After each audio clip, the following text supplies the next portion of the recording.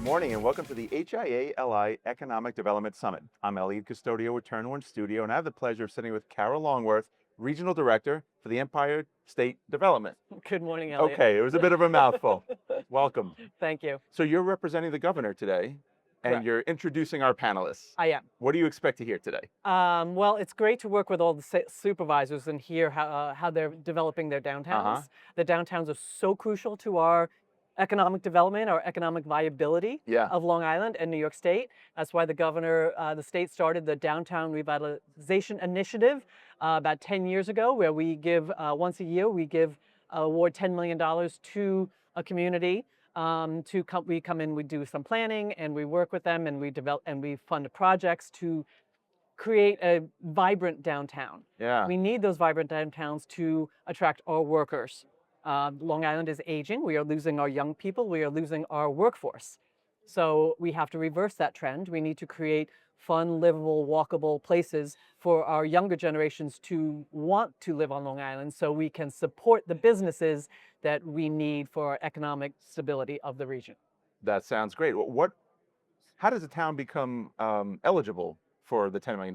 Sure. Well, first the town has to be, or the town or village. Okay. It's whoever has the zoning ability, zoning capability. So as you know, the villages have their own zoning, so it can be either town in an unincorporated area of the town, or a village can apply.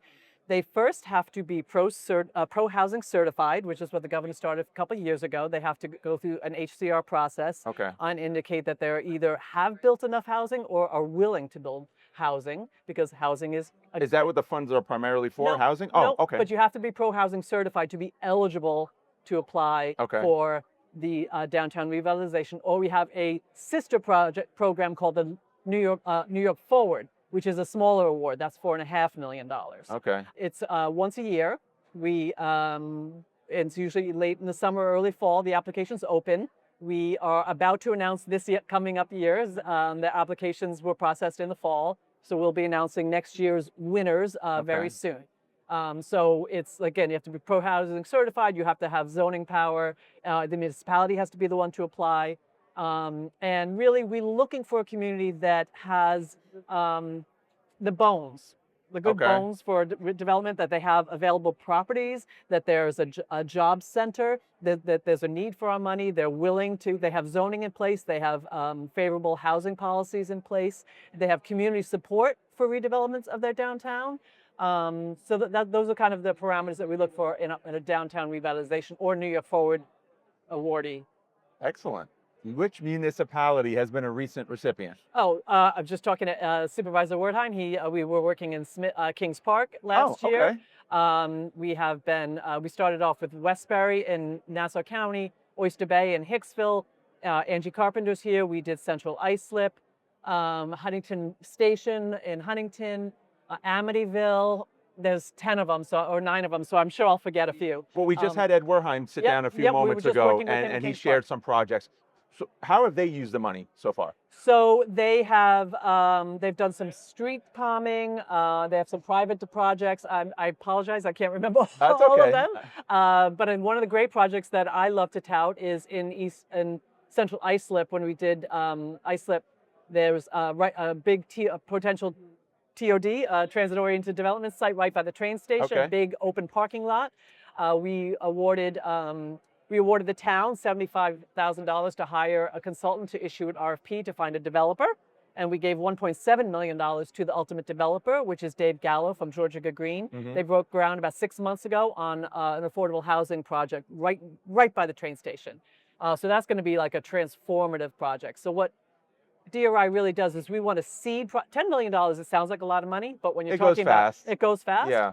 Especially when you have street calming or sidewalks or some sort of beautification programs. Those are expensive. But we always try to do some public projects and then also some private projects. Like we gave Riverhead money, they're doing their whole town square project. And after getting all the state funding, they were able to attract, I want to say, $25 million in federal money for the same project. So, success builds on itself. The better a community is able to accept a grant from the state, the more likely we're going to give more money to them as they move their project forward. So no project's going to fix the whole downtown, but we like to see little projects along the way and really turn that town around. Sure. Are you already seeing the impact of keeping younger folks on Long Island from this effort? Oh. Or is it too soon? Well, you know what?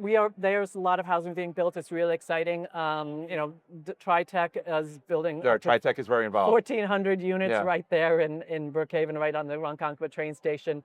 Westbury, who was our first award recipient, part of their award was we helped them rezone in and around the train station, which had been a lot of car repair shops. Now there's several apartment buildings popping up around their train station.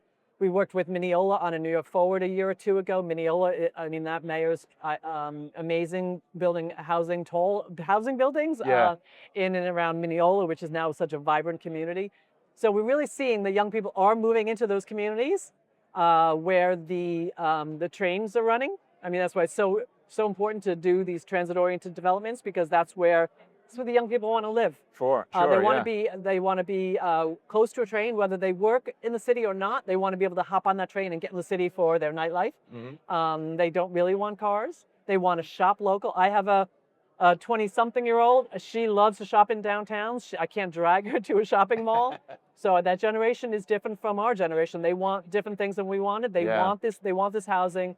They want fun downtowns. They want cute coffee shops. They want independent bookstores. They want all this stuff that they can, and that's really why we are focusing so much on our downtowns. Love it. So as we wrap up, how does an association like the HIA-LI help in this initiative? Oh, Terry is amazing. Terry is amazing. I mean, Terry and I are fully aligned. Like ESD, Empire State Development, where I work for the governor, it's all about job creation and supporting businesses. We have melded into housing because we need the workers. Sure. But Terry helps us get the word out. I have a staff of half a dozen people on the island. It's hard to touch every business and reach out to every person.